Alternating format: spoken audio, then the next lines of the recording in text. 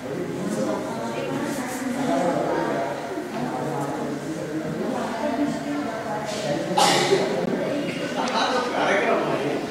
New पनवेलमध्येच व्हायला पाहिजे. थोड्या मोठ्या संख्येने न्यू पनवेलमध्ये लोक जमायला पाहिजे.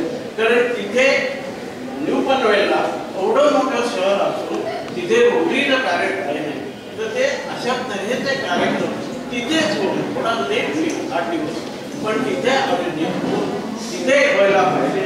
हा त्यातला क्लब स्थापन करण्याचा उद्देश आहे आणि तो उद्देश आपल्या तिथे कार्यक्रम. विनोद जोशी आणि आमचे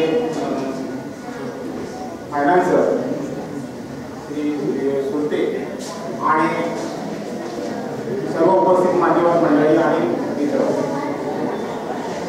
आज आपण हा रांगोळी स्पर्धा, आकाशकंदील स्पर्धा आणि किल्ले स्पर्धा हा आपण जो आयोजित करतो आहोत केला आहे आणि त्याचं बक्षीस वितरण समारंभ करतो आहोत. याचं महत्त्व असं की आपण पाहतो की खेड्यातली मुलं ही शहरातल्या मुलांपेक्षा फार आनंदी असतात. याचं कारण बघितलं तर तिथे जास्तीत जास्त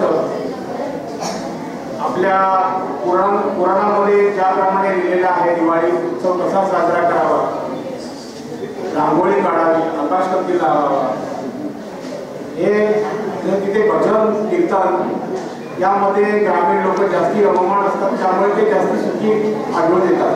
परंतु शहरातली मुलं ही अभ्यासात आणि रोजच्या कामामध्ये एवढी मग्न असतात की त्याच्यामध्ये त्यांचं सुख कुठेतरी यावं घेतलं. तर हे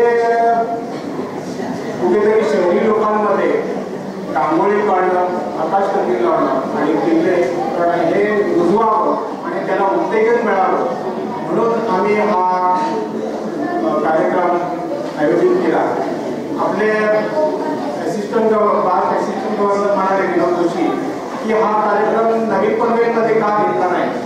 तर आमचं प्रथम नियोजन तिथेच होतं, परंतु आम्हाला 90% लोक 90% लोक ही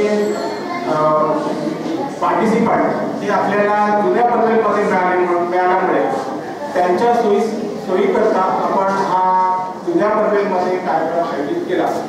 आता रांगोळीचं महत्त्व असं, आपल्याला पुराणामध्ये सगळ्यांना माहिती असेल की अनाचार, अत्याचार, व्यभिचार करणारा जो नरकासूर आहे त्याचा वध करून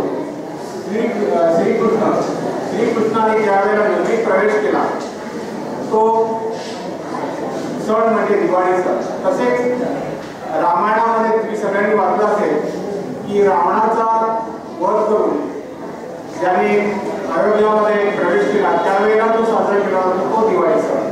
म्हणजे आपल्या समाजातल्या ज्या नीतिमत्ता घालवलेले नीतिमत्ता अनिती वगैरे हे जे चाललेलं आहे वाईट त्याचा अंत करून चांगल्या नीतीचा स्वागत करणं हे आपल्या दिवाळी सणाचं महत्त्व आहे. आणि रांगोळी हे आपण देवदेवतांना स्वागत करतो, आवाहन करतो की तुम्ही आमच्या हृदयात या. धन्यवाद.